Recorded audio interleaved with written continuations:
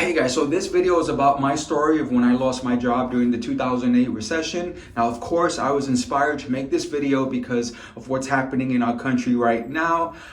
Tons of federal workers are losing their jobs, and with me living in the DC, DMV area, I'm seeing it up close and personal in front of my face. I know people who have been laid off, and this is going to be a sucky time for us. Like, I don't want this to get political, but this is not how you do it, and I think we're all going to suffer because of it. I also know that for these people that I know who have lost their jobs, it's a very scary time because I was scared as well, and I figured hopefully I have been helping them with my talks, and I thought maybe I should do the same online. So I'll get into it. Give me a like while the intro plays. Told you this was gonna be tough, but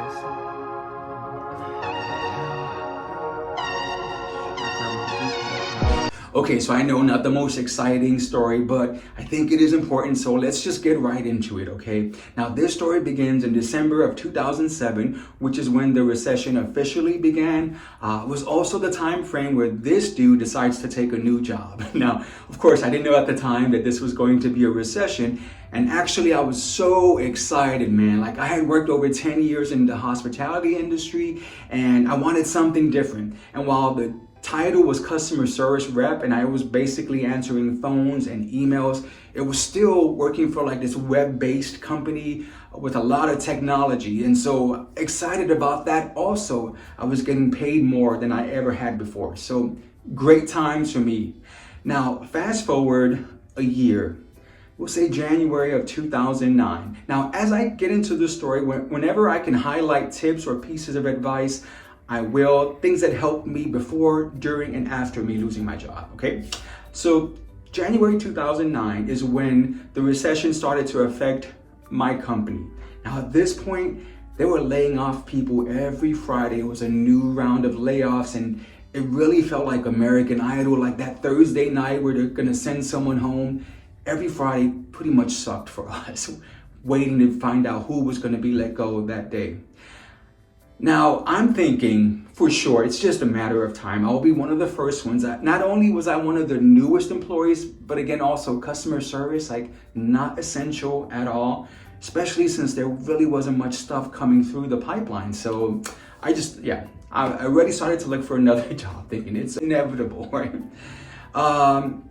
Here's my first bit of advice. This happened prior to the layoffs. It just so happened that besides doing my job, and again, it was a little slow, there were other parts of this company that I really was interested in. One of it was whenever the IT department came out with a new product, a new design, a new function, they would say, hey, if anyone has time to check this out before we launch it, please help us out, see if you can find any bugs. And that's just stuff that I personally, nerdy Mikey, loves to do. So I always volunteered and I did that. And I know it was beneficial. I found tons of bugs that they were able to correct. So I know they appreciated my work. The piece of advice is that if you can do something else at this company, if it's something that you love or if it's just something that you can do it. It's gonna help you. Because what ended up happening is, I think we had like a company trainer who would do webinars for new customers. They got rid of the company trainer. And then it was like, hey, can anyone do webinars? No one knew the website better than me. Now, I was deathly afraid of speaking in front of people. Like, I was so nerve-wracking for me. I figured this is a chance for me to kind of be more than just the customer service rep. So I volunteered, I became the company trainer, and that bled into other stuff. I was helping out the sales department, just managing leads and stuff. I was eventually the IT department. They got rid of the entire department and they took all their test scripts with them. And so it was like, hey, Mikey, can you like replicate these test scripts? Yeah, I can. I'll figure it out. It's basically, that's how I answered everything. I'll do it. I'll figure it out. And so eventually the company had to sell the product, but this wasn't until 2011, I believe, somewhere around there, 2010. So think about this. From 2009, when people are getting laid off every Friday, I stuck around working at this company. Not only did I stick around, but I got raises during this time. And at the end, when the product was finally sold, there were 5 employees in the entire company, not just like low level. We're talking CEO, COO, CFO. my manager's title, I don't remember what her title was, and me, 5 of us in the entire company. So when I look back at that, I'm so freaking proud of myself, and I'm so glad that I offered myself up like that, because I know that's the only reason why I was there till the end, because I was useful. They could use me for any skill set that I had that I was willing to share with them. So do that. Do it now. Even if you don't do it all the time, at least for them to know that you're not just a one-trick pony. Trust me. All right, so company sold. Now I'm out of a job. This is the next bit of advice, and this actually happened prior to me starting to work there. At my prior job, I just so happened to have this amazing manager who one day pulls me off to the side and says, hey, are you investing in the stock market? I'm like, no, like I kind of want to, but I don't know anything about it. She goes, okay, now are you putting money towards like a savings account? No, like I really should. And she's like, no, like you need to do this. I'm like, yeah, you're right. Like when I get home, I'll look into it. She's like, no, this is your job assignment. I'm telling you to do this now. Go over to the computer, do as much research as you need to do, but just listen to me when I say the stock market is not that hard. Find a stock that you like and buy it. Like, can you put $25 a month into a savings account? I said, yes. Can you do the same to buy stocks? Yes. Buy a $25 stock. You can, just, it's not that hard. Just do the research, set up your automatic transfer to a savings account, and do it now. Like you can't leave until you do it. So she pretty much forced me into doing this. So happy. Just, again, another piece of advice, do it. Like I'm giving you permission to stop this video right now and go and do it, because again, there was something I kept telling myself, yeah, one of these days, maybe tonight, maybe tomorrow, and I never did. I needed to be pushed. So if this is the push for you, I'm giving you permission, stop the video, go do it, and then come back, okay? Because this really, really helped me out, just having peace of mind. I know that the stock market, that's when I retire, so I know I'll have peace of mind then. But then, while I was unemployed, of course, I'm bringing some money in, but not enough. And luckily, I had this money in my savings to rely on to pay bills and to feed myself. So I'm so glad that I did that. But being unemployed, and I was on unemployment for a year, I think, something like that. It was a long time. And I'm freaking out the entire time because I didn't have that much money saved up. I knew eventually something was going to give, and so I'm nervous. Next, the tip that I have is I treated my unemployment like my full-time job. And so 8 hours a day, I was looking, not just going to one job board, I went to every single job board every single day. And not only that, but I also went to company websites, because sometimes they're posting like kind of internal-ish kind of jobs. And I went on tons of interviews, like you wouldn't believe it. And it was so crazy. Like I couldn't get a job working at a hotel. And like I said, over 10 years of working in hospitality. And they wouldn't even look at me because it's like, oh, you have to have a degree and a bachelor's and all this. I don't have any of that stuff. So I'm thinking, man, experience is not counting for anything. Personality is not counting for everything, because I can turn it on for the customers. Like I'm really good at customer service. So, but yeah, they wouldn't even see me. They would just, no, thank you. And this is for like a front desk clerk position. I'm thinking, if I can't do this, if I can't get a job doing this, what can I do? What? And it was super depressing. I was super sad. But again, after a year, I end up getting this job and was working for this hotel. Let's just say, like, they had me doing something that I didn't like to do, but I was doing it. But the other thing is that, like, I don't know, okay, I guess I'll just say, they had me like training as a greeter, just like at the front door, welcoming people as they came in. Now, this one specific night, the front desk clerk is at the computer and no one wants to do the auto check-in, which was part of my job, was to offer that. They all wanted to speak to someone. So they're lined up at the front desk clerk. The line is going past me. That's how long it was. And this clerk was fairly new, didn't know really what she was doing, and you could tell she was in the weeds and she was stressed out. So eventually I said, you know what? I gotta help, because I knew the program, and I just hop on the computer next to her and like boom, boom, boom, we bang it out, we check everybody in. What happens the next day? I get called into the office saying, you're not supposed to leave your post. And I tried to explain like, hey, she was in tears, like literally in tears. That's how stressed out she was. I had to help. No, you have to be at the door. At that point, I was like, yeah, this ain't gonna work for me. Like, I am a team player and I'm all about the success of the company. And to me, that is counterproductive AF. So right around that time, I also ended up getting a call for a job working at Nordstrom, which I'm super excited. Sales, I had never done sales. I thought I would be horrible at it, but they liked me. I decided I'm gonna go with that. So I left that job. I was there for maybe a week and a half, I think, something like that. But I start at Nordstrom. This is just like another piece of advice. During a recession, when you've lost your job, you might be like me to where you just have to take whatever you can take. Take it and do it, but never stop looking for something better, and never stop making yourself better in the process. Because again, while I didn't think sales would be it for me, I knew it was a skill set that I at least wanted to try to have. And I wanted to test myself. And what better way to do that than work at this high scale where you have demanding customers, right? Yeah, that's the way I think. So I take this job, and again, I am stressed out, but I have my little suit on.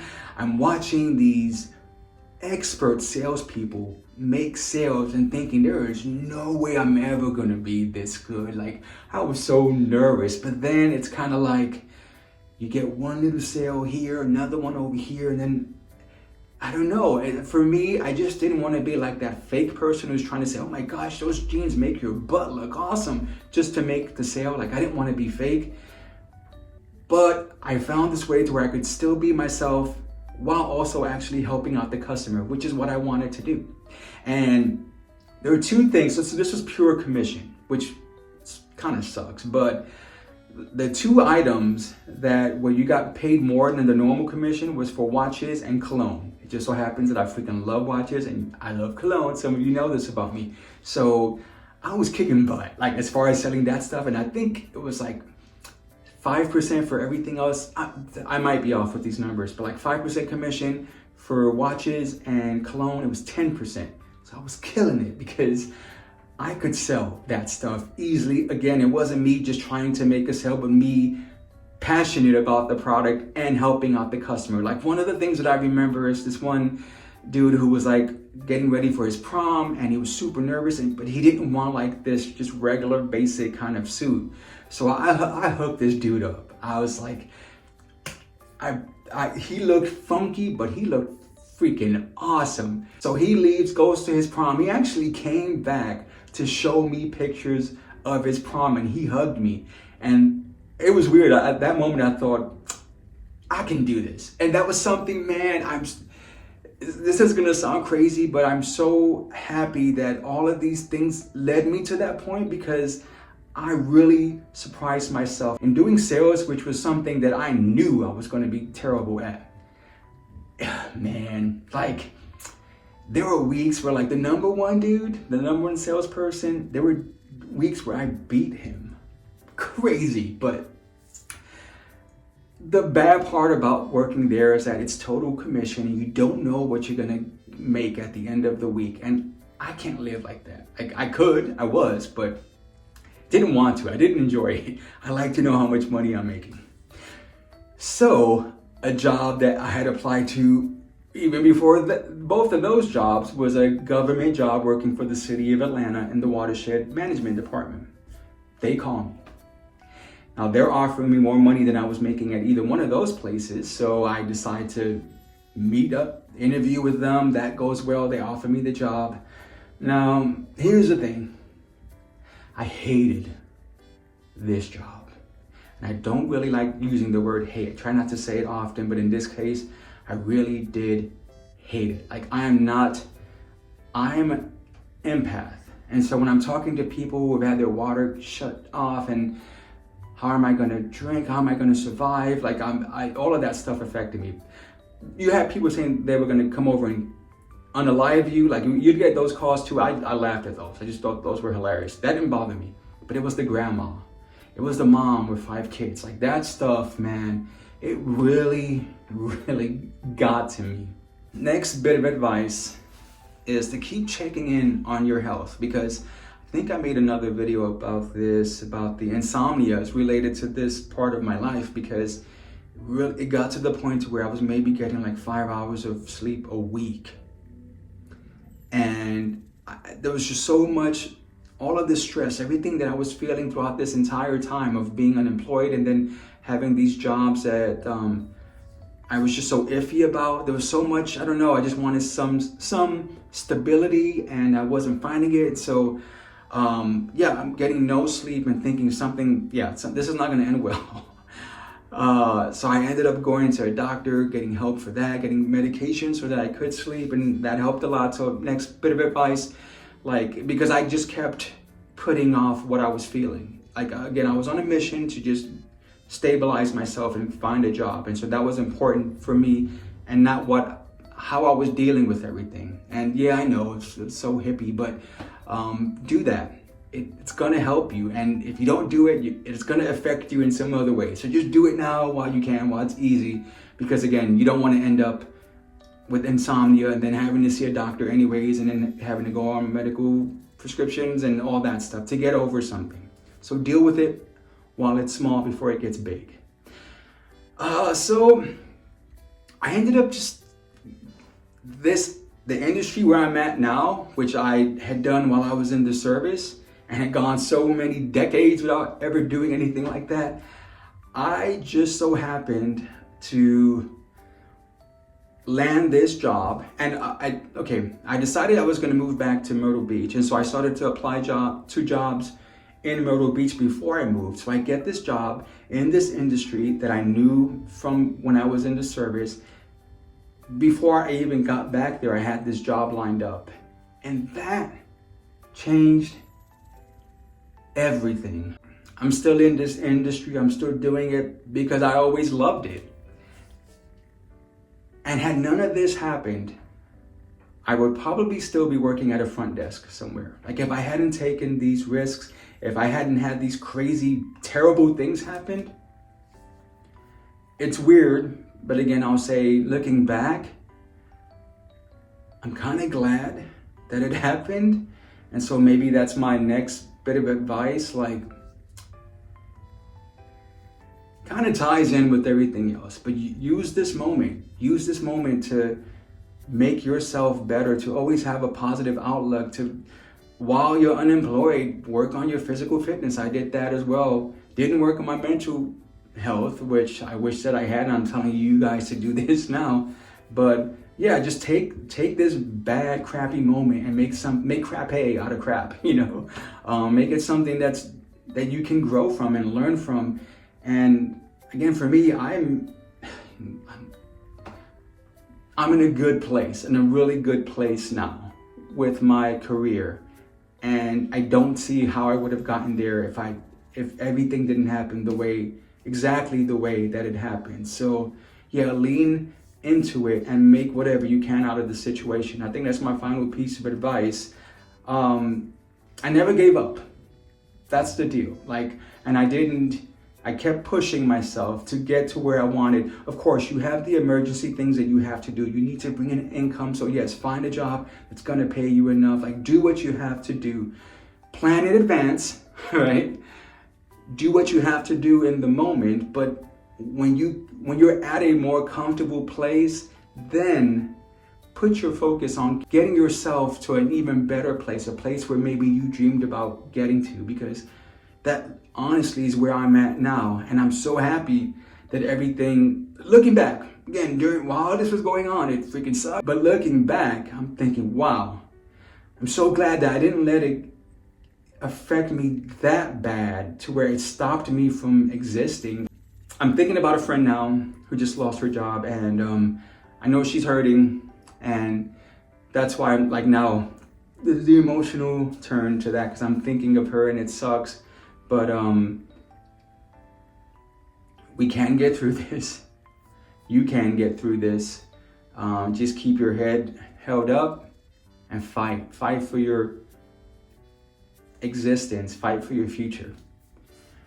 Okay, a like would be great. Subscribe would be even better. But most importantly, comment and let me know if you guys, how you're feeling about what's going on. If you have any fears, but then also if you've been through a similar experience, if you have any tips that I didn't hit on, feel free to share them with me and whoever's going to read the comments. I'd love to read them, and others will too.